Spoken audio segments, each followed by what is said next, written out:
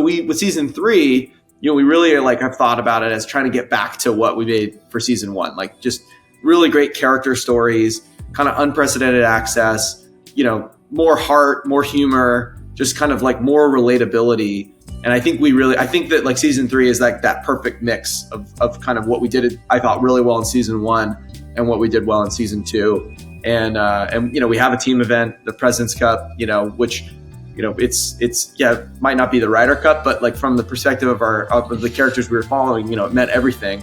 And it was cool to see. So I think it's really season 3, as trite as it sounds, it really is like this perfect mashup of like all the good stuff from season 1 and all the good stuff from season 2. So I'm really excited for you guys to see it.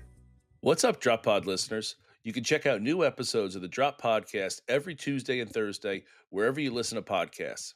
You can find all of our content on YouTube at the Drop Golf Podcast and on our socials. That's Instagram and Twitter at the Drop_pod. No matter how you consume us, like, subscribe, rate, review, all that good stuff. Follow and listen along. This episode is sponsored by Gimme Cocktails. Hey golfers, just because golf season is over in New Jersey doesn't mean you can't enjoy a taste of the course. Meet Gimme Cocktails, your favorite drink for any season. Gimme Cocktails is a family-owned business proudly based right here in Monmouth County, New Jersey. They've perfected the blend of premium vodka with either pineapple or lemonade iced tea, enhanced with a touch of effervescence. It's all natural, 7% alcohol, gluten-free, and the ultimate refresher, whether you're winding down after a long day or gearing up for your next adventure. Find Gimme Cocktails at any Total Wine location, ShopRite in Middletown, Circus Liquors in Red Bank, and Huddy's in Colts Neck. Whether you're celebrating a win, unwinding after a busy day, or dreaming of next year's tee times, Gimme Cocktails is the perfect drink companion. And don't forget, drink local. When you sip Gimme Cocktails, you're supporting a New Jersey-owned company dedicated to quality and community. Follow them on Instagram at gimme_cocktails or visit gimmecocktails.com to learn more.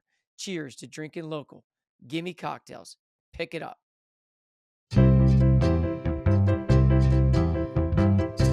This is the Drop Podcast where we talk golfing in the Garden State. I'm Mike Poro, and this is Ryan Coulott. What's up, Drop Pod people? Welcome back. This is Interview Thursday. And boy, oh boy, do we have a huge one for you this week. I don't necessarily know if this would be the white whale, but it's coming pretty close. We were able to sit down, get time with Chad Mumm, who is an Emmy-winning executive producer of the hit Netflix series Full Swing. He is the co-founder and president of Pro Shop. He is a producer on the upcoming movie Happy Gilmore 2. That'll be out sometime this year. Chad was incredible, just amazing to have him on, Mike. I don't necessarily know if I have any more words that can describe it. It was such a fun interview. He is such a major player in the media space right now, not just in golf, not just in socials or any, like, he is changing the landscape of media as we know it. And man, it was special to have him on. Yeah, I mean, you talk about the timing you and I have been able to get lucky with. We've had Dan Hicks on before the Players' Championship. We had Ron Jaworski on before the Eagles win the Super Bowl. What better timing to have Chad Mumm on before Tuesday's release of season 3? I mean, it is the timing that you and I continued to get lucky. We get the right bounces. It hits the tree, bounces right back into the fairway. This is just another example of that. And Chad is just an unbelievably normal guy. He lives and breathes the game just like you and I. And it's one interview that I can tell you, I said on Tuesday, I'm sure the retention rate is going to be at an all-time high.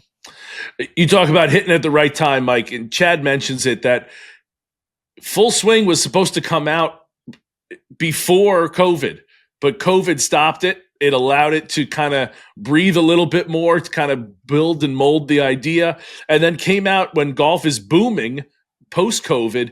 I mean, just perfect timing there. And if you listen to what he talks about, it's been in the making for now close to a decade. Just an incredible story and person. And as you said, super down to earth. He's just a golf junkie, wants to talk about golf, and just was awesome. It really was.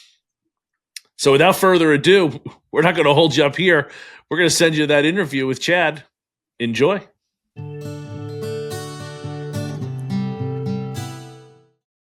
All right. So today's guest is Emmy-winning executive producer of the hit Netflix series Full Swing and co-founder and president of Pro Shop. Today's guest is Chad Mumm. Chad, thank you so much for coming on today's show.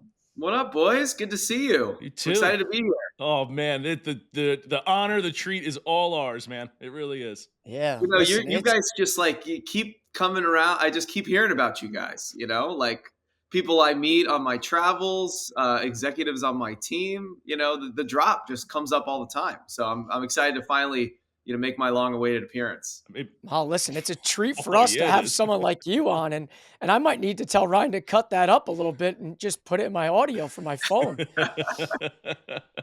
Like the But master's ringtone, or that.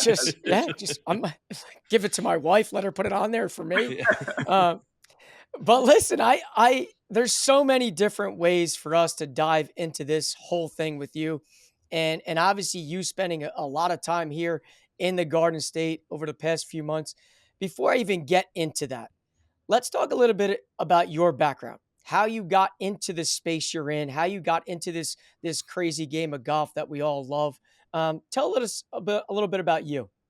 So, golf's been a part of my life since I was a little kid. My dad was a pilot in the Air Force, and my grandfather also was a pilot. And so I grew up moving around a ton as a little kid. I was like born in Japan, lived in 10 different states growing up. Just was like every 2-3 years I'd move as a little kid. And the thing about the Air Force is like they would build a new Air Force base. They like lay the runway down, then they build the golf course, then they build the rest of the base. It's like golf in the Air Force is like a long tradition. Okay. And so for me as a kid growing up, like, you're making new friends, you're going to new schools, but like the golf course was always a place where I felt at home, especially, I started playing when I was like 6-7 years old. And so from then until, I got to high school, it was like, I could always go and hit balls. I'd always walk into like a pro shop and feel comfortable. And so, these golf courses on these bases were sort of by like, just I always felt like home. I always felt welcome there. And my grandfather was a big golfer. And so, he was like a club builder and after he retired from the Air Force. And so, my earliest memory as a kid of him and their house was like the smell of mineral spirits because he'd be like regripping clubs and he had this cool garage that was just like full of shafts and he was a tinkerer. He'd invent clubs and all kinds of crazy stuff. And my dad got really into golf when I was like 6-7. And so, so I got really into golf. And so it was just always a part of my life. I went into the media business right out of college. I went to UGA and then moved to New York City and lived in the city for 10 years doing media stuff. I was a producer. I was one of the first early execs at a company called Vox Media. And then in 2015, I moved out to Los Angeles to build like a film and TV studio for Vox, and and had this idea to do a documentary series about pro golf. I'd been, we made a bunch of shows. I did a lot of David Chang food shows. I did like, documentaries, true crime stuff. But this golf show was kind of like my white whale project. I first pitched it to the PGA Tour in 2012 before I even started the studio. And it took 9 years for them to finally kind of come around and give me the rights in 2019. And then, and then I got a couple players signed up and then COVID happened, which was the best thing that ever happened to the show because it meant we had more time to kind of continue to build it. While COVID was going on, everybody in the world started watching Drive to Survive. And that became this like kind of calling card. Originally, Full Swing was kind of supposed to be like Hard Knocks. We were going to quick turn it. It was going to be the first 12 weeks of the PGA Tour. And then we were going to stop after the players because we didn't have any access to the majors. And then Drive to Survive came out. So Netflix kind of said, hey, we're not really interested in a quick turn show, but if you could do a season-long look at golf, we might be interested in something like that. And so that meant we had to go get the majors. So, another year of like kind of meeting with everybody and convincing the governing bodies that, hey, this is good for golf. This isn't just a PGA Tour project. So we somehow able to get those deals done and then signed a handful of other players and we were off and running. And we filmed our first year in 2021. And of course, that was the year that like Live happened. And it's just like you couldn't Perfect timing. script it Yeah. in terms of like, it felt like it took forever to get made. But I mean, thank God, honestly, because we hit the timing perfect. And right as golf like had this resurgence in culture. And it's just a great time to be in the world of golf. So I left my job at Vox, a year ago, a little more than a year ago, and started Pro Shop. And now I'm now I'm all in on golf in every possible way. So excited to be here, excited about the state of the game, and love what you guys are doing. It's like this is all part of this like bigger movement in golf, which I'm pumped to be a part of. Yeah, no doubt. You said it perfectly. Like COVID happens, golf has this resurgence because it's really the first thing that anybody can do outside that's kind of popular. So it has that hit, and then you kind of piggyback that with the live stuff, and you just yes, season one couldn't have come out at a more perfect time as far as like the golf community is concerned, for sure.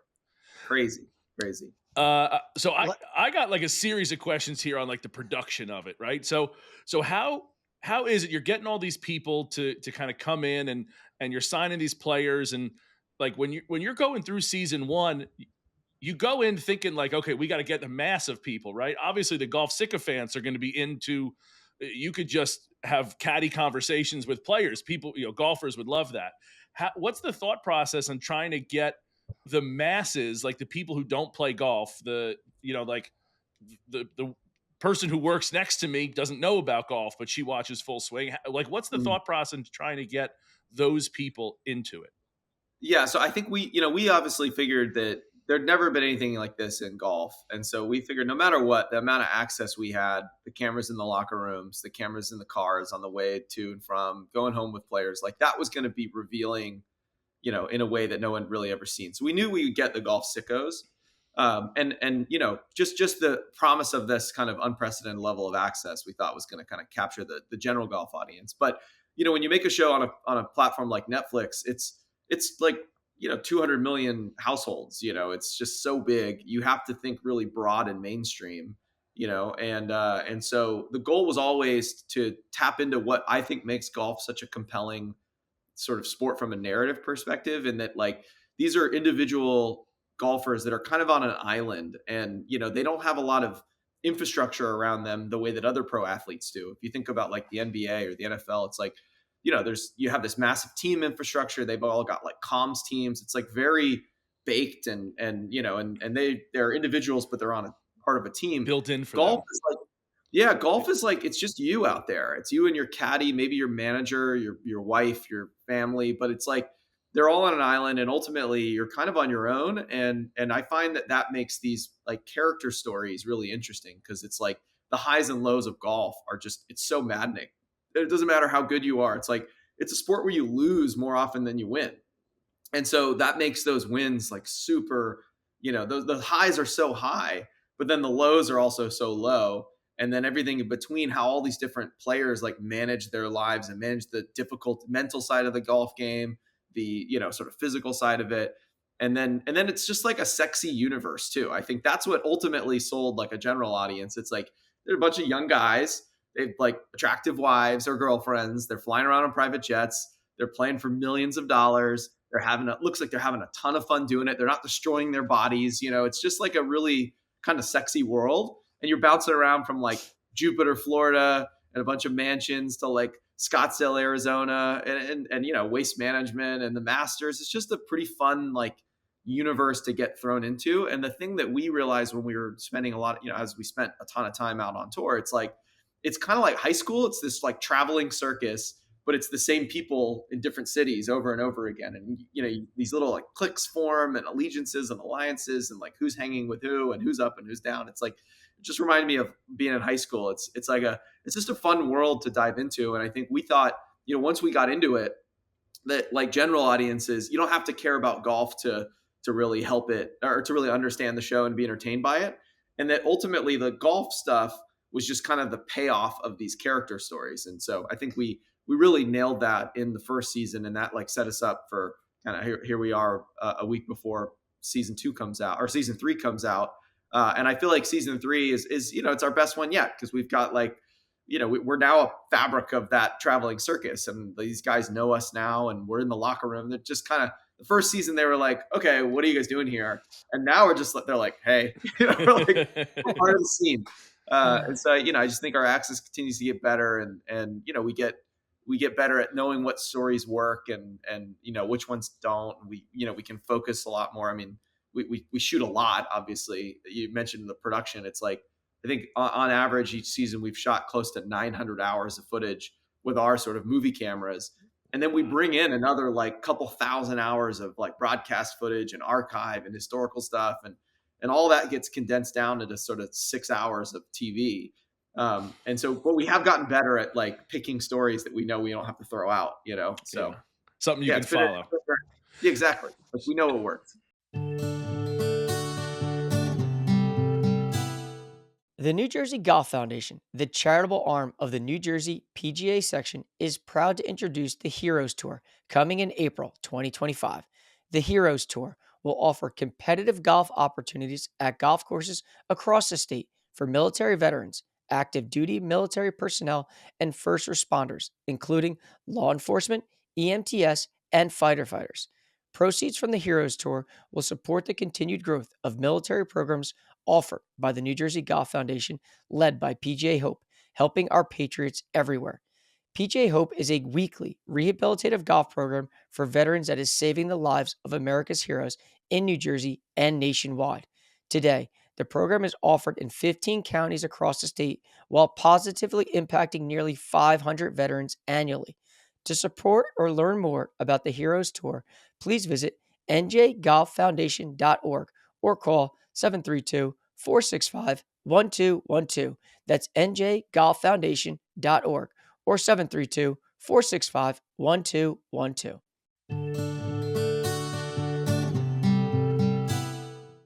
So I think that's a great like way to describe it. Like the high school cliques, like you don't need to be a golfer. We all went through high school. We can kind of relate to that. So you get all these people with these storylines. Is there any difference in season two's production now that you've kind of hooked people in from season one? And then I'll even keep going. Like, is there any difference from season two to now? What should we expect in season three?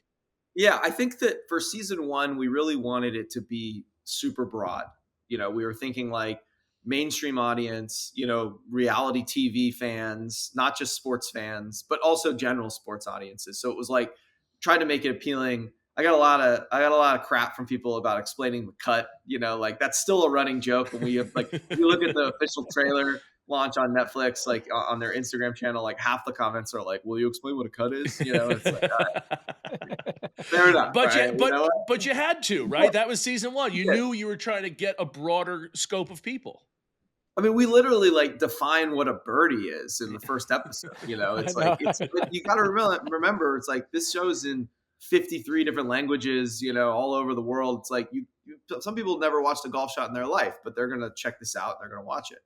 So that was season one was like laying the groundwork, and we got really lucky with some really great stories that just like totally paid off. Tony Finau's sort of late season run where he wins two in a row, that kind of ended his arc. He wouldn't have had an episode probably if it wasn't for those two wins. Matt Fitzpatrick, another one who like, interesting guy, really crazy story with the sort of math and everything he was doing. And then he wins the US Open, and he wins the US Open at the place where he won the US Amateur. So it's like, just like you can't write it. Rory McIlroy at the end of season one, he wasn't in the show until Monday of Eastlake. He goes on and wins the tour championship. Like it just, we kept getting all these great breaks. Even episode one, Justin Thomas, like coming from way back to win the PGA championship. It's just like, you can't write that stuff. You can't script it. Season two, we knew was going to be largely built around the Ryder Cup, because the hardest part about making this show is, as I said earlier, you don't win that often. So you follow, call it 15 to 20 guys all year. And, you might get like two of them that have a win. And so how do you guarantee, high stakes? Like the hardest thing about making Full Swing is like a guy like Colin Morikawa, who I think is a really great character, obviously an incredible player. He's really good on camera behind the scenes. He's like very sort of unfiltered in a way that I think kind of surprises people. But like for us, we can't have an episode end with like a top five in a major. It's just like, for a guy like Colin, it's like he has to win. And it really, like, winning a tour event doesn't even matter. It's like he's got to win a major. And so we've got so much great stuff with Colin, and it's like, T3 at Augusta, like, cool. He feels great about that. But for us, it's like, it's not a high enough high, and he doesn't have a low enough low. And so he just becomes kind of like a part of this show, but not like the principal character, and I'm like dying to do a real Colin episode. So he should win the Masters this year. Like, come on, Colin. But it was like that with Ricky Fowler in season one. We filmed with him all year, and then, just kind of like he didn't have a great year. And so we had to call his team and be like, I'm sorry, but you're not making it in the show. And that's hard to say to Ricky Fowler's agent. But we said, look, trust us. We've got great stuff. And when he goes in on some wins, we'll have a great episode. And sure enough, we did that in season 2. So I think for us, like coming back to that question of what was different between season 1 and season 2, we loved the idea of the Ryder Cup because it was like you had 12 guys on each team, and all 12 on both teams were going to be feeling something really, like some big emotions at the end. Yeah. Half of them were going to be like, it's the happiest day of their lives. They're Ryder Cup winners. The other half are going to be devastated because they feel like they let their country down. And you've got this like winner and loser thing, in a normal golf tournament, you have a winner, and it's hard to say that everyone else are losers. They're just like, Right. They just didn't win. But in the Ryder Cup, you got like half of them are winners, half are losers. There's big emotion, and we knew that was going to work. We also had these like moments of drama that we could know, we knew when they were going to happen. So like the captain's picks, perfect example. It's like, it was one of the few times in all of making the show that like I knew something dramatic was going to happen before it happened, because we knew that some guys were going to get left off that team and some guys were going to make it, and it was going to be controversial, and we knew that we could have our cameras there for those moments, which was great. So the whole season 2 was really focused on the Ryder Cup drama, and then it was also the year of the June 6th kind of merger announcement, signature agreement, or whatever, framework agreement, which was a lot of controversy. And so, I think season 2 was a little bit more for like the golf sickos. And to be honest, like we tried to address a lot of the critiques from the sort of hardcore golf press in season 2 about, some of the stuff we did, and get a little more golf sicko. To be honest, I think we overcorrected. I think season 2 was like too dramatic and it was too insidery. I thought some of the stuff with obviously the Ryder Cup was awesome and was great, but by the time we got the show, time the show came out, like all that live drama just felt old. It was like, it was 8 months earlier. It just kind of like, whatever. I think fans are sort of sick of that story. So we, with season 3, we really like have thought about it as trying to get back to what we made for season 1, like just really great character stories, kind of unprecedented access, more heart, more humor, just kind of like more relatability. And I think that like season 3 is like that perfect mix of kind of what we did, I thought really well in season 1 and what we did well in season 2. And we have a team event, the President's Cup, which, it's might not be the Ryder Cup, but like from the perspective of the characters we were following, it meant everything. And it was cool to see. So I think it's really season 3, as trite as it sounds, it really is like this perfect mashup of like all the good stuff from season 1 and all the good stuff from season 2. So I'm really excited for you guys to see it. I can't tell you how excited I am. I might take the day off work and just sit home and watch it in one day. But put it on all your TVs. Just keep it looping. We need everybody to watch it. It's that's good, and that there's going to be some people who are like, oh, why didn't you do this and that, and you can't please everybody, but it's exciting to see, because I do think, again, well, you defined birdie in season 1, like you said, and then season 2 did feel like that. It felt like it was more like we got them hooked. Let's be more golf sicko, and I was curious as to how that, analytically or however you guys process that thing, how does that going to affect what we're going to watch, coming up here? So yeah. And then obviously getting into season 3 too, like I thought there was a lot of, at least in the trailer, you got like some personal stories. And when you talk about like relatability to the average person, I think we see these people, they live on this pedestal and everything is always perfect, right? The golf is great, life is great. But I think when you get into that little clip about when Rory's talking about separating or having that brief separation from his wife, that gets a little personal. And how does someone like you guys like approach sensitive moments while maintaining respect for that person, but also knowing that, hey, listen, all people go through issues in their life. This is just another one. How do you navigate that? Yeah, I mean, obviously that was a sensitive story, and Rory's been amazing to us in terms of like giving us real access, and he's one of the better interviews, just always, like he speaks from the heart, So we wanted to. It happened. I think ultimately the conversation with Rory was like, listen, like this happened, so would you be willing to talk about it and address it? And he was, like, to his credit, he didn't like shy away from it. Obviously, he wants to keep his personal life personal. But he is, one of, like, I'd say like the 2 or 3 most famous golfers in the world. And like, it was in the headlines.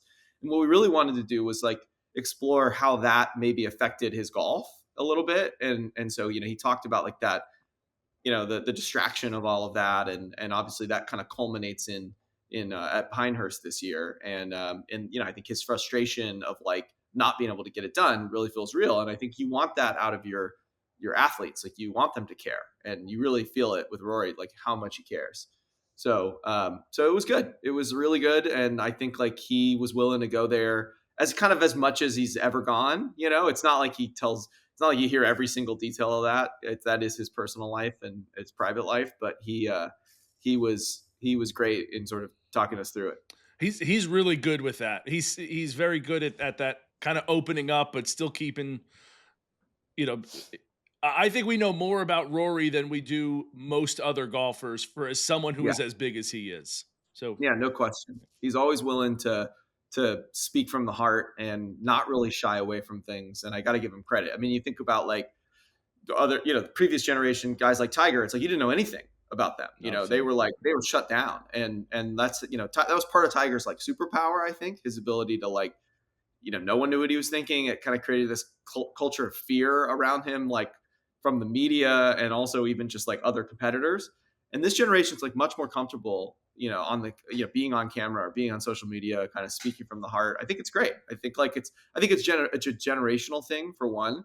I think some of it is like a bit of a reaction. And Rory actually talks about it. I think he's like said before, would he trade places with Tiger? It's like, probably not, like Tiger sacrificed everything. He sacrificed like a normal life to like accomplish all this. And I think Rory's like, that's not what he wants out of his life. And so, but again, so much money, there's so much, it's so hard. It's all on you. That's what makes this sport so fascinating.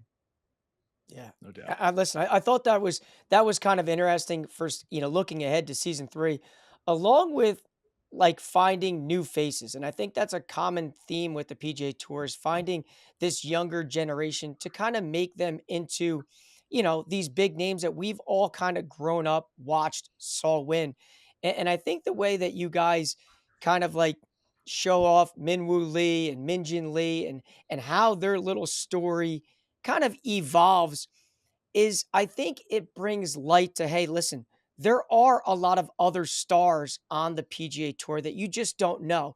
And I think what you guys had done with Joel Damon Hmm. has elevated his status. And Totally. I kind of see the same projection for a guy like Minwoo Lee, who is a crazy, crazy talent. Absolutely. Yeah. Well, what was fun about that story is we always wanted to find some like way to include, hey, like women, they're women pro golfers, they're really good, they're really talented. And one of the questions that I get asked all the time is like, where's the LPGA full swing? And we can't, obviously we're not making that show right now, but the idea of like being able to tell a really real story about sort of a brother and sister who personality wise like couldn't be more opposite. Minwoo's like swaggy and he's funny and he's out there and he's like making his social media. Minji's like locked down, super professional. By the way, Reserved, yeah. way more accomplished than Minwoo. It's like No doubt. Oh, no a golf doubt. resume, but then they also had this thing that they were both trying to do, which was like, we're both trying to make the Olympic team. And there'd never been a brother sister pairing on a country's Olympic team in golf before. That would be like a first ever in history. They're both playing for Australia. And, it was like kind of Minji was like a lock for that team, but Minwoo definitely wasn't, between Adam Scott and Jason Day and Cam Smith and all the competition to get on that team. And so for them, it was like, it's a perfect full swing story because you've got this like brother sister dynamic. They have had the same coach forever. And I think Min's like maybe think about leaving that coach. There's like good dynamics there. And then they're both like trying for the same goal that like, if one of them makes it, they're going to be happy for the other, but like, they're still going to be disappointed. So if like both of them make it, it's just like this great story. So it's like it's a perfect story for full swing because it doesn't require like Minwoo like winning a major for it to pay off, and that one really does. Yeah, I You love mentioned that. Mike, like just to kind of, I don't want to cut you off, but you mentioned like Joel Damon. I think this season we have a character that is like probably the closest to Joel Damon from season one, and it's Neil Shipley, and he's kind of the subject of episode one, which is a deep look inside the Masters in a way that no one's really ever seen before, and we followed a bunch of the amateur storylines, knowing sort of how unique that is to that tournament, and then Neil being this like college kid with, 5 or 6 roommates, the just acting like a college kid. It's so relatable. And all of a sudden he finds himself paired with Tiger Woods on Sunday at the Masters. And he reacts exactly like how you and I would react to that. This mix of I can't believe this is happening, and I'm gonna nerd out on just being able to do this. Everything. Yeah. But also I am an elite golfer. I should probably try to beat him, And so it's just this really funny dynamic. And I think Neil is going to be the season's Joel. I think people are going to see Neil and they're going to be like, this guy is the best, and he's going to pop in a big way. Is Joel not in this season? He's in it a little bit. Yeah. I think his arc is we've done a lot with Joel, obviously, and so we we gave him a bit of a beat in terms of the mega focus. And he had a good year last year, not a great year, and there wasn't, thankfully I think for him, it wasn't the same roller coaster as the first 2 seasons with us, so that's good. Sure. He's leveled out a little bit, so he's not really in it. I mean, he pops up, but it's not there's no Joel Damon episode. Right, he doesn't, like you said, the highs and lows aren't there as much as they were, because he's playing better golf but not winning golf, if exactly, like you said with Colin Morikawa. So that does make it tough. Is there a storyline this year that that maybe it is Shipley? Is there a storyline that you're that you were most excited about or most intrigued by? I mean, I think the inside story of Scotty's arrest was it's just a fascinating one that I think you see it in the trailer. It's just the amount of access kind of we had in that day, just because we happened to be filming early in the locker room that morning. And, we had the cameras there kind of getting real-time reaction, and we were able to get a bunch of this footage from the state and the city in a way that I think most people haven't seen. I mean, it's publicly released, I guess, but you got to go on the police department's websites to download it. So you're just going to see that in a way that I think people are going to be like, holy crap. I don't remember, I'd never seen this, in real time, the way that plays out. So I think that one's really cool and interesting, and golf fans will be like, holy shit. The one that I think I'm probably most proud of is the Gary Woodland storyline. And, Gary was one of the players. Actually, Gary and Keegan were sort of 2 of the players that during COVID, when we were casting this show, had their agents reach out and say, hey, these guys are interested in being in your show. And to be honest, we sort of passed on both of them, not that they aren't great players, but we were so focused for season 1 on Netflix of trying to get all these superstars. And again, Gary Woodland's a, US Open champ, and Keegan's a major champion. But, we just said kind of hey, maybe in a future season, Keegan obviously goes on maybe the most amazing arc of anybody in full swing, in the history of us making the show, being there when he gets rejected from the Ryder Cup and then being named Ryder Cup captain, and his resurgence and his story arc in season 3, making the winning putt on the President's Cup USA team. It's just so cool. But Gary was one where I remember vividly, I was sitting in the same room when I did his Zoom interview during COVID, and he was just this awesome character. He's just so confident, funny, and he's got that Kansas accent. And he told me a story about he's got a place in Florida and then his place in Kansas. He's when I'm in Kansas, I drive a Silverado, but when I'm in Florida, it's I got a Bentley, man, or something like that. It's my 2 lives, and how funny it is even for him. He's I wouldn't be caught dead in that thing, in Kansas, which is just awesome. And he was great about it. And then, obviously he gets diagnosed with, this brain tumor, and he was amazing about letting our cameras in from the very beginning. And we got to see that whole story of his treatment and recovery, and and he was afraid for his life, and then he's back playing pro golf. It's just amazing. And that one is emotional and as powerful as you'd imagine. And also one of those ones where anytime we do screenings right before the show comes out. So we show all the players that participated in it, and just so they can answer questions from the press about kind of what's in their episode. And a lot of times the agents will join, and the Gary Woodland one, his agent was on, and she was I had no idea how much access you had to this. She's I should know, but it's amazing that you guys were there for all of it. And obviously there's a lot of tears at the end of the episode.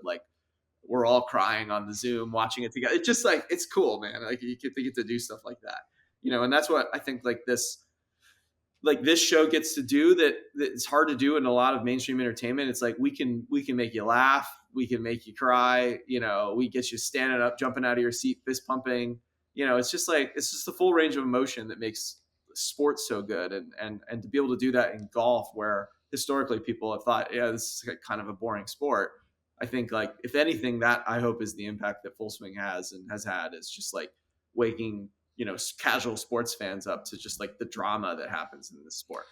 We do also tend to make like sports figures these like godlike figures that like they're invincible or untouchable, or like they're not human, and they are humans. Like they do Mm-hmm. have emotions. They're not just these robots that in whatever sport it is, football, basketball, baseball, like it doesn't matter. They're real people that have real feelings and families, and they go through the same kind of conversations that you and I are having at the dinner table with their wife, children, or whatever it might be, that about, hey, you remember you got a dentist appointment tomorrow, like just regular human stuff that we all do, and sometimes that gets lost, and that for me, for the first 2 seasons, has been the best part of the show, is bringing to life those characters. And we were talking before about the plot, the character storylines, and that's been the best part of it. And I'm excited about this Gary Woodland one as well. Yeah, it's really, it's a special one, and and then it's like, if we haven't, you got to keep the Kleenex box out, because the next episodes really kind of centers around Camilo Villegas and his wife, and obviously their unimaginable tragedy, and how they've sort of managed through that, and the sort of community of golf that sort of embraced them at the sort of deepest moment that you probably ever could have or imagine as an adult or a parent. So yeah, it's like get some Kleenexes out, man. This is some good. It's good, man. All right, so are we suggesting we watch both of those episodes the same night, kind of knock out the crying in one, or is this a, hey, watch it, maybe take a little break, a night or two, get a comedy watch it Tuesday, get a comedy Wednesday, come back to it Thursday? Yeah, exactly. I'd say maybe break it up, but it's it's good.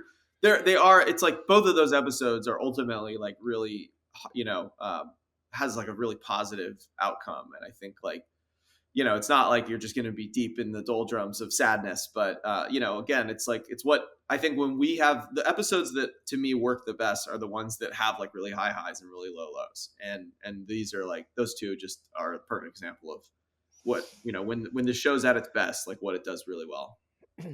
Yeah, I listen. Ryan and I just can fiend and watch these things all day long, even if we've watched it once or twice. So, the other thing I do want to talk about, I like to always do some digging on the guest and ask different people questions about, hey, listen, we got this guy coming on. Can you give me something about him? And obviously, a guy like you is hard to get any information on, because having a guy like you on is a privilege for Ryan and I, as it is. But a lot of the things that people kept telling me and the way they described you is golf sicko. And I was like, listen, this is right up our alley, because that's all Ryan and I do and talk about is golf, golf, golf. And knowing you spent a lot of time here in New Jersey this past summer, this past, fall, what was your take from, being a guy that's out on the West Coast about the golf right here in the Garden State? I mean, it's hard to imagine a better group of golf courses in terms of state punching above its weight class than New Jersey. I'd say, New Jersey, New York, pound for pound, like best golf in the world, especially late summer, fall. I mean, I spent basically the end of the summer and most of the fall till it got really cold in the Garden State and in the sort of metro area. And I got to play some great golf, and, again, some of the best golf courses in the world are in your fine state, and I got a chance to go play a few of them, which was pretty sweet. So nothing but good vibes, great people, great hang. We got really lucky in the fall. We had this like crazy run of like 2 months with no rain, and so it was great. I remember, so my first experience with Jersey golf, I was this, just to show you how much of a golf sicko I was. So this is 2011 or 2012. I was running digital media for Vox. We have a sports site called SB Nation, and I got, because everybody kind of knew I was into golf, somehow I got invited or got nominated to go be a part of this like degree deodorant, like, I don't know, like outing thing. And it was to play golf with Mark Sanchez, who was the Jets quarterback back then. And I was like 24 or 23, and I had like my roommates, and but it was out at Trump Bedminster, and we played it like November, and it was like two foursomes, and Mark was going to play the front nine with one group, and the back nine it was all like sports writers and guys from like sports radio, and I was the youngest person there by far, and I was probably the only like guy who like played golf regularly. I was like scratch golfer. Everyone was like they're like radio. Real quick, right? I don't know if you know, but do you know Chad's handicap? He was a scratch then. I'm going plus now. He's 0.6. He's a 0.6. By the way, thank God, because there was a period of time at the end of the summer I got all the way to a plus 2.5, and that was really hard on the wallet. Out here in LA. Listen, what the hell? I had a week when I kind of went nuts and had a few rounds in the 60s, and it took 6 months to finally like get back to where I'm a little more comfortable pulling the dollar bills out, and gambling yes. as a I wanted to make sure we point that out, Ryan, because I was looking at my handicap. I got the next 2 rounds I'm getting rid of my 2 lowest rounds of last summer. The next 2 rounds I play. So I'm looking forward to getting the handicap into a place where I could be a little more even money. Yeah, I'm perfectly happy cruising around in the mid 70s. I gotta stay out of the 60s a little bit. That's it. But anyway, so just to finish the story, so I'm this was like peak Donald Trump on The Apprentice. This is like way before President Trump even was like on the radar. But all my roommates are like, dude, you're playing Trump Bedminster. Like, you think you're gonna meet him? I'm like, he doesn't like live there. Like, it's November. Like, why would he be out there? So we go, we play, I meet Mark, we play the front nine. One quick aside. So we're like warming up. It's kind of cold out. It's like early, kind of overcast New Jersey at Trump Bedminster. And I'm hitting balls, and the other sort of 7 guys who were playing with us were hitting balls. And you could just tell these guys, like, this was not, like, it was going to be bad. Like, they were topping them, whiffing, it was horrible. And I'm just trying to like get everybody calm down. I'm like, guys, it's no big deal. Like, there's no cameras. Like, it's fine. Don't worry. Like, we're going to have a great day. I'm sure Mark's a super nice guy. So we get to the first tee, and it's like all 8 of us, and then they bring out Mark Sanchez, and there's all the like brand people from the deodorant company, and they've got photographers and videographers and all of us, and they're all right on the first tee. And the first tee at Trump Bedminster is kind of this forced carry over this sort of like waist area, and everyone's really nervous. And they announce the first player, and it's the guy who was like topping it, and they're like, all right, you're up. So he's nervous, and they're like, hey, we have a special surprise for you. Oh, no. We're like, no. And they're like, ladies and gentlemen, the New York Jets cheerleader squad. And so like the cheerleaders all come running around the corner, like with their outfits on, like surround the tee box. There's cameras everywhere. The guys, they're like zooming in on this guy. And I'm telling you, like, I haven't seen anybody go to pieces on the first tee like this poor guy did. I mean, he couldn't even get the ball on the tee. His hand was shaking. Oh, man. First swing, he whiffs it, like everybody's just that awkward, like, sorry. Finally makes contact, hits it like 30 feet into the ravine. Everybody's cheering because he actually hit the ball, Anyway, so to get to the Jersey part of the story, so we play the front nine. I go into the to the bar like after the turn to get like a cup of coffee or something, and I'm in this giant like ballroom, and there's a bar there, and there's attendants. The place is empty, so I go and I ask him for a cup of coffee. He's like, oh, I just am like finishing brewing a fresh pot. Give me like a minute, I'll run back and bring it out for you. So I'm just like waiting in this empty room, and all of a sudden the door swings open, and it's Donald Trump walking in like by himself, and I'm like, oh, he is here. Oh my God. So he comes like whipping around the corner, and he's looking around the room. He's totally empty. He's got this like bottle of champagne in his hands, and he sees me like from across the room, and like locks eyes and walks right up to me and says, do you know how expensive this champagne is? Like, first word out of his mouth. I'm like, I'm not used to celebrities like going out of their way to talk to me, let alone like Donald Trump. And then the first thing he says is like, not hello, how are you doing? What are you doing here? Like, it's like, do you know how expensive the champagne is? And I was like, I don't know, $1,000. He's like, it's $2,000. He's like, it's for my good friend Brian Gumble. He's playing. I'm just gonna leave it for him. He's like, I don't drink. I'm like, I know. I'm like, well, I'm playing golf with Mark Sanchez. He's like, oh, Mark Sanchez, he's great. So he plops the bottle down. He starts talking to me. He's like, where are you from? I'm like, I live in Brooklyn. He's like, oh, great. I'm from Manhattan. He's like, what do you do? I'm like, I love golf. I'm in the media business. He's like, oh, you should come and join here at Bedminster. It's the finest golf course in New Jersey. And I'm like, there's some other good ones. I say that to him, but it's like, yeah, it's great.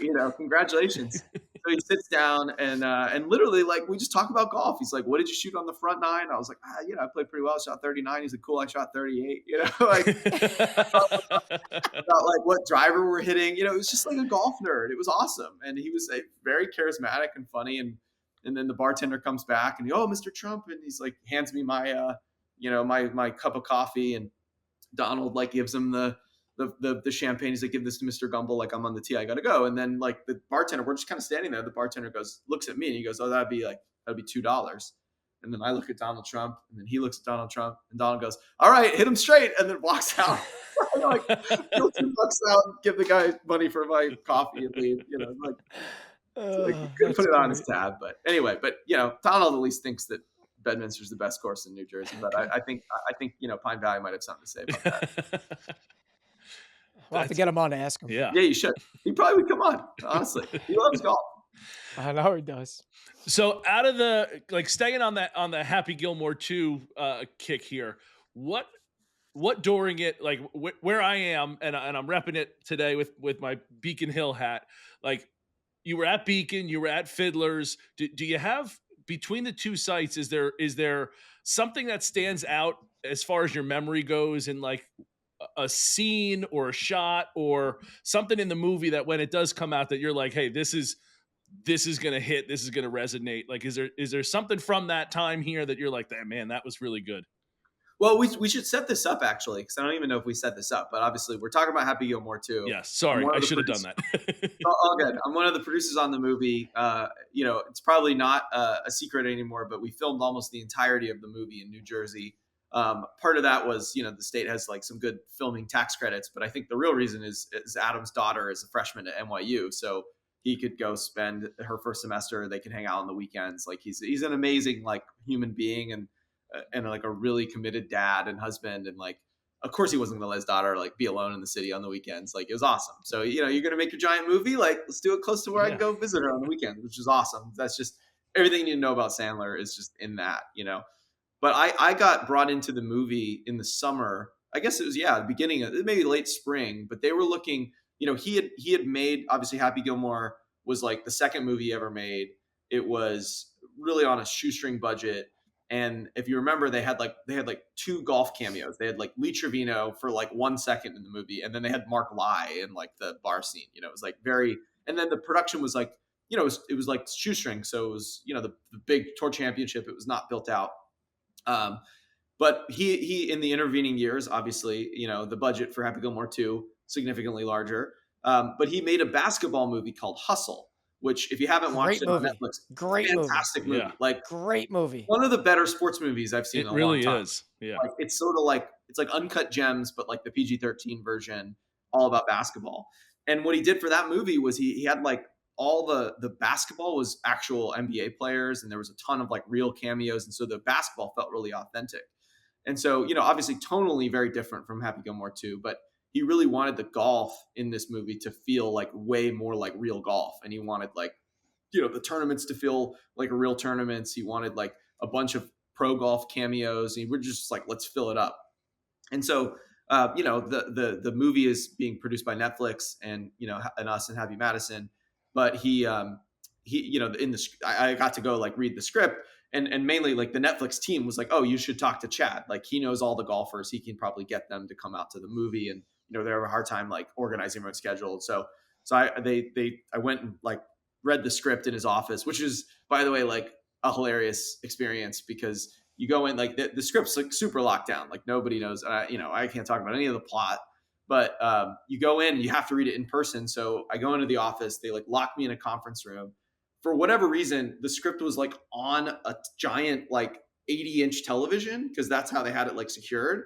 And it was like, just give it to me on a laptop or an iPad or something, no, but it's like on a TV. And so they're like, here's the mouse, like you just scroll. So I sat there for like an hour and a half, like reading the script. like locked in a conference room. It made me laugh out loud like 10 times. It's like just super good. What am I But I doing was here? taking Yeah.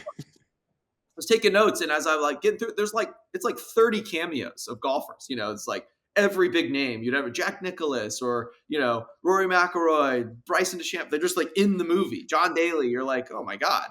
And so he's like, yeah, can you think we can get these guys? And I was like, well, we'll try. And so anyway, so I ended up in New Jersey in the fall, and we ended up bringing 27 like current professional golfers or like legends of the game to be in this movie.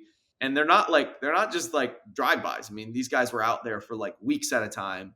They've got like serious roles, lots of lines, like actual dialogue. I mean, like a lot of them, like, funny enough, like a lot of their they've got caddies in the movie, so I had their agents be caddies, and like some of the agents got SAG cards because they got so many lines in the movie. It's like, Wow. it's legit. And I remember telling like Rory's agent, like, yeah, we need him there for like 11 days, and he was like, there's no way. I mean, Rory doesn't do, like, we barely do 1 day for like a commercial. Like, why would he give 11 days? I was like, just ask him. Like, I think he probably is going to say yes. And then it calls me back, and he's like, no, he's in. I'm like, of course he is. It's Happy Gilmore too. Yeah. Yeah. So I got to spend a lot of time, basically we'd film during the week, and then on the weekends I'd go try to play a little golf, and we had a couple holidays and we snuck out and played some golf. So I think the biggest like Jersey hook, we did film, we were at Beacon Hill, we were at Alpine. The majority of the movie, the golf scenes are all shot at Fiddler's Elbow. And one of the cool things about Fiddler's is it's a family owned club. They've got, I think, like, I want to say like 3 or 4 18 holes. I mean, it's a big property. And we, in that way, like, the members could keep playing because we would, take over like a hole or two and do this crazy build out with like, it looked like the US Open, like huge stands with like thousands of extras and giant screens and all this stuff. But then the other courses were open, so they never had to close for play. And it just must have been so surreal as a member of of that club, like getting to play your 18th hole, and it's built out like the final hole of the US Open, because it takes weeks to build, and then they'd like tear it down the next day, and then now there's a hole that's got like explosions on it. It's like it's like, and then we just were around, so like we'd be like cruising by on golf carts, and it's like, oh, there's Adam Sandler and Rory McIlroy and Bryson and Brooks and Scotty, and like there they go, and they're just like around. So it was cool. I think that the state of New Jersey really like embraced the movie, and and I think Fiddler's like is gonna look great, and we find ourselves at a classic New Jersey shitty driving range at one point. That's really funny. And anybody who's ever been a golfer in New Jersey probably have been to one of these like double decker with the heaters in the winter and all that stuff. Definitely there. Yeah. So you get to, Yep. you see that. And that was another one too, where like, we didn't really close it down. So there's like, just like guys like annoyed that were like taking their, slots. Not realizing what's going on. My lunch break right now, I got to go hit some balls, and you guys like taking my normal spot, it's Adam Sandler, I'm sure, but like, I don't care. That's my lunch break. So anyway, it's a lot of fun. The state of New Jersey was great. I got to play at Hamilton Farms, which was amazing. And then I took Justin Thomas to Pine Valley, which was pretty fun. Wow. He'd only played it once before, actually earlier in the year with Ricky Fowler, when Ricky Fowler made an ace. And but he said that like the greens had just been punched and it was like cold, and maybe they'd only been open for like 2 weeks. And so, getting to see Pine Valley in like late summer, early Prime fall, it's like form. peak. Yeah. It was awesome. And we had a great time. And he just like casual 66, and you're like, God, they're so good. Almost hit number 8, I think, at Pine Valley, the par 5. It's like Hell's Half Acre. It's like one of the, I think that our caddy was saying that there's only been like 2 or 3 people in the history of Pine Valley that's ever hit it in 2. And Justin was like a yard short from getting home in 2, which is made. He hit driver, like driver off the deck. And when he pulled that club out to go for it, I think he had like, it was like 303 to the front edge of the green. And the way it's an all carry over this massive like waist area, and then there's some fairway, and then another waist area, and then the green's like boxed in kind of by pine trees on either side. And I'm looking at this shot, like, one, like the stones to go driver off the deck but every time I've ever tried that, it's like, it's a guaranteed slice. Like you're going to slice it. Like, it's going to have to get a cut no matter what, because you can't, spin on it. And he's like, no, I got this. So, and then he like hits this thing like 150 feet in the air with a high driver off the deck off of the tight line. I'm like, dude, that's insane. Yeah. Like just to even think to try that and hit it so well. And I mean, he literally hit the top edge of the bunker and rolled back down. He was like a yard away from hitting it too. It was sick. And of course, he like pitches out of the bunker. It's like a foot, casual birdie. It's like whatever. No big deal. Easy game. So how'd you do on number 10? I got the privilege to play there a few summers ago, and I think I just was in awe of the whole place. But how'd you do on 10? I like hit it pretty well that day. I played, I think I want to say I shot 75 or 76. So I played well, but it was Very well. Very good example of what differentiates like a pro from like a good amateur, and at that time I was like a +1 and I was playing well. And for the most part, it was like, we were in similar spots, like if I hit a really, really good drive, like I'd be out there with him. I'd hit a lot of greens, I'd hit it to like 15 feet, but he'd hit it to like 10 feet, and then I'd like leave a putt on the edge and he'd make it. And so it was like just the difference. And then, around the greens, like he'd miss a green and like he was going to try to hold it. Like he'd like lip out with his chip shots. And it was like no stress pars the whole time.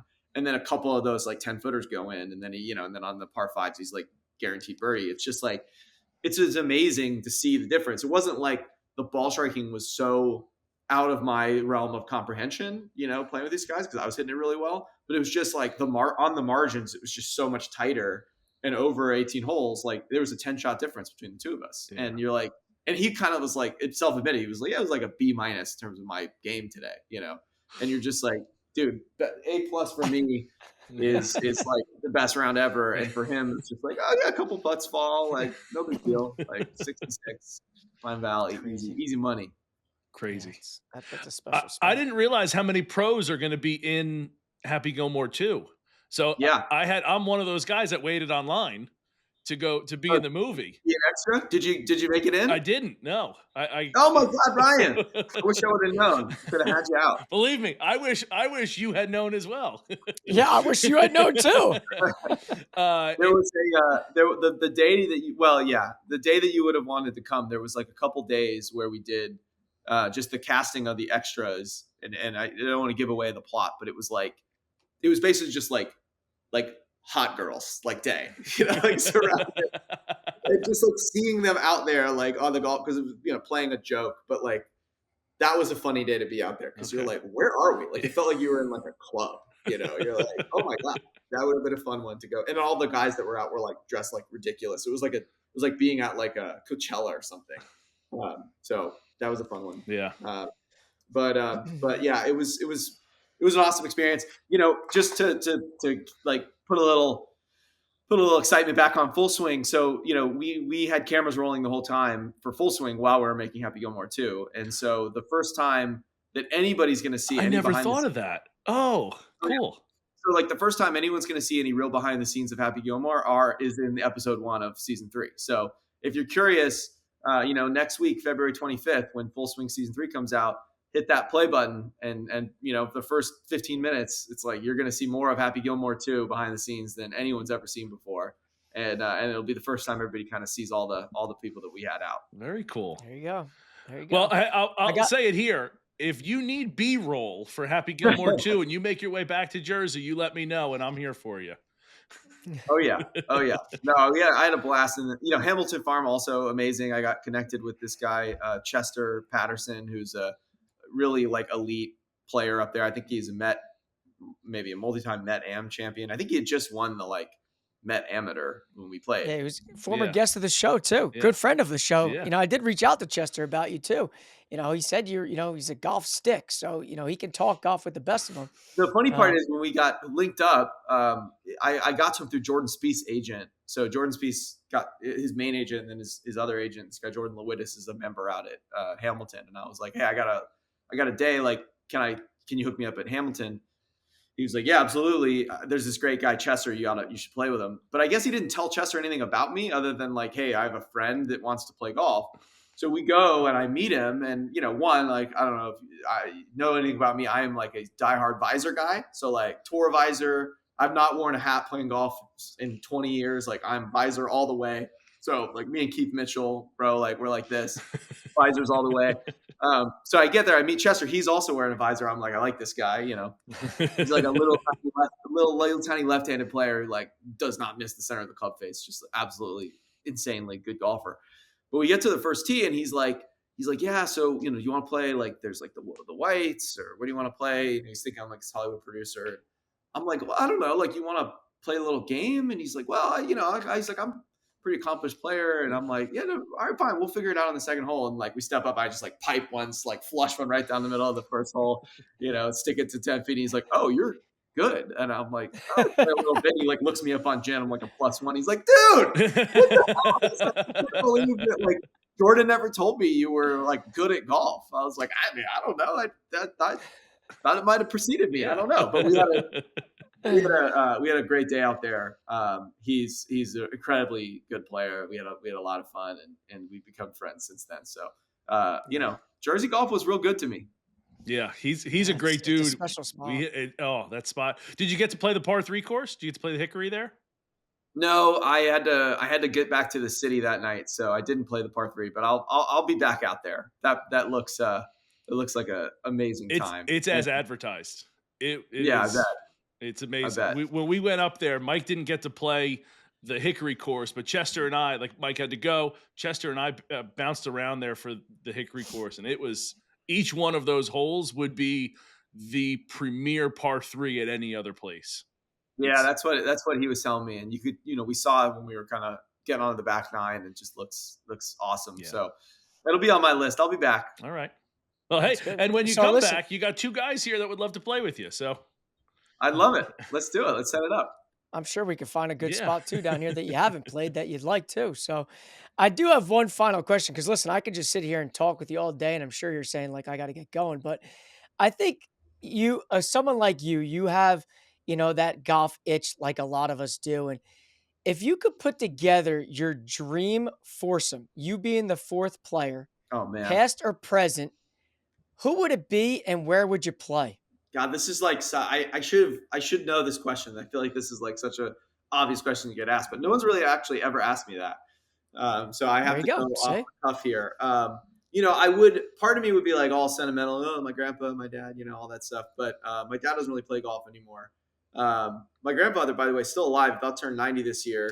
Shoots his age like every week. He still plays 3 or 4 times a week. Just absolutely amazing. He hits every club the same distance now. Driver to wedge goes about 75, 80 yards, but he can still shoot his age, and good still for an him. amazing player. Wow. But I think it would probably be, so picking from the tour players, I would definitely put Jordan Spieth in that group. Just in terms of all the guys I've gotten to know, like the one that I would be have the most fun with in sort of a dream round. I think I'd have to put my grandpa like in that group, maybe him 20 years ago, if we can kind of pick from the times back when he could still move it. Yeah. And then I think I would pick probably, this is a hard, I mean, you kind of want to go peak Tiger, but I'd go Freddie Couples. So me, my grandpa, Fred Couples, and Jordan Spieth. Where are you playing? And where are you playing? We're playing at, this is, I'd say Peachtree in Atlanta. Wow. Interesting. Yeah. Just like, it feels like it's a deep cut. I mean, I think you go like, you probably get like Cypress a lot. You get Augusta. I think Peachtree is just like this got a vibe that is super unique in golf. It's like Augusta 50 years ago, just like such a cool hang. So I'd say either Peachtree or Cypress. Cypress is also, is incredible and spectacular. Elite. Yeah. I think those two, it would be one of those two. Very cool. Wow. Yeah. The nice thing about that question is you can't go wrong with it. No, you really can't. Yeah. You really can't, but honestly, I get excited about any round of golf. It's like anytime I get to play, I still get the itch. Just like anybody. Yeah. I was one of those guys like in my early 20s. I remember like I'm in a hotel and I'm like in the in the elevator, I'm like checking my swing. Anytime I get an umbrella or something, I'm like, looking at it. Getting in It's a like doorway, putting your butt against it, working on the twist. there hasn't been a day since I was 7 years old that I haven't thought about golf in some way, and it's just such a great sport that has given me so much, and I'm excited I get to contribute a little bit to it, and hopefully for the better. So I'm looking forward to the next time I get to play. I might go play on Monday. Kind of excited about President's Day, so might go do that. Yeah, man, it's just it's the best. It's the best sport. I can't imagine a greater game to be a part of, and all the what it's done for me professionally, but also just all the great friends that I've made. Like you just talk about like Chester. It's like a guy I got paired with randomly to play golf, and like he's become a really good friend. And and just the people that you get to meet. There's just nothing like the golf's ability to bring people together, and this kind of like you're like 1 degree away from almost anybody in the world through golf, which I find to be really fascinating. And it is like there's no hiding out there, like no matter who you're playing with. I get my job, I play with a lot of the tour guys. You really get to see their real personalities when you're out there on the golf course with them. And I played with a lot of celebrities, and that's another thing. You get all these big shot celebs with their vanity handicap indexes, and it's like you can't hide. It's like, okay, yeah, you're scratched, really. Yeah. Okay, we'll play straight up then. Yeah. So yeah, but it's just it's been so fun to get to live out my sort of childhood dream, and I still pinch myself every day. It's like if I was 14 and you asked me like what my dream job would be, I mean I'm doing it, and that's super exciting, and I feel very lucky to be where I'm at. I'd love to hear that. Yeah, thank you so much again, man. Holy hell. Oh, I could keep this going. I could keep picking your brain, but I do want to thank you for everything and for giving, two guys like Ryan and I the time of day to come on here and literally just talk shop. We obviously greatly appreciate it. Of course, you guys. Well, I'm honored to Absolutely. be on, and tell all your friends. Full Swing Season 3, February 25th. Make sure you hit play that first day, watch them all, binge it, and then tell all your buddies. Certainly will. Thanks again, Cool. Chad. Really appreciate it. Take care. All right, boys. Thank you.